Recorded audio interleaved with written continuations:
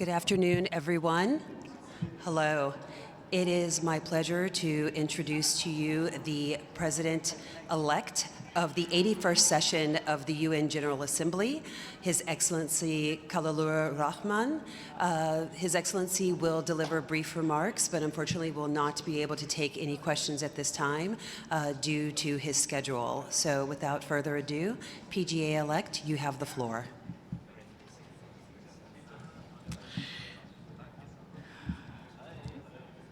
I thank you most sincerely for giving me this opportunity to make a brief statement following my election as the President of the 81st session of the General Assembly earlier today.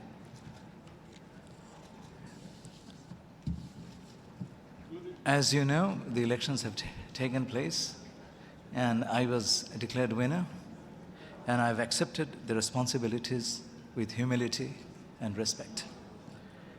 The 81st session of the United Nations General Assembly will be a consequential one, as the Assembly will be called upon to address UN reform, preparations for the next generation of the Global Development Agenda, the transition in the leadership of the United Nations with the selection of the next Secretary General, and similar issues.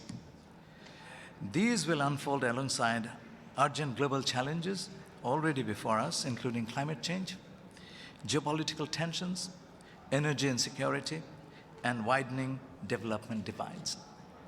In order to face these challenges, as the President of the next Assembly, I will focus on 6 priorities set out in my vision statement: peace, security, and justice, sustainable development and SDG acceleration, climate resilience and environmental sustainability, human rights, humanitarian action, refugees and migrants, digital governance, artificial intelligence, science and technology, and last but not the least, renewed multilateralism, UN 80 reforms, and inclusive global governance.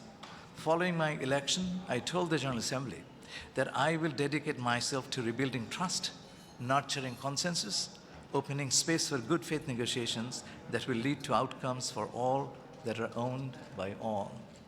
I will unfailingly uphold the UN Charter and conduct the work of the Presidency in full accordance with the Code of Conduct of the President. I'll be the President of all Member States. I will engage all Member States in the course of my work. I'll not let my personal views interfere with my work as PGA. I will seek common ground without ignoring differences. I'll organize my office reflecting geographical, gender, and linguistic balance. Creating a group within the office of the President to specifically serve the needs of the small delegations will be one of my early priorities. I will also hold consultations with the Secretary General on the organization and resources for the office of the President of the General Assembly.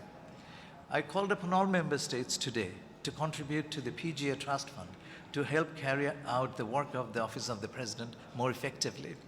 I will work with them to ensure adequate long-term funding for a robust internship program.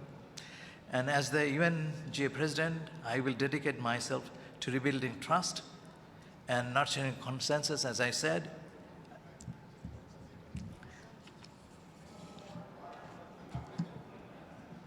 Finally, I don't consider the work of the President as a one-off event, but as a continuum. Therefore, I will carry forward the important initiatives under the current and previous UNGA presidents. A principal way to advance public trust in our organization is to tell our success stories to the peoples of the United Nations. The UN Press Corps is the best vehicle to accomplish this task. To this end, I intend to work closely with you, and this is my commitment. My doors will be open, and I'll reach out to you. I will set up an effective communication team, which will remain in constant contact with you throughout my presidency. I once again thank you for the opportunity to address you. Thank you very much.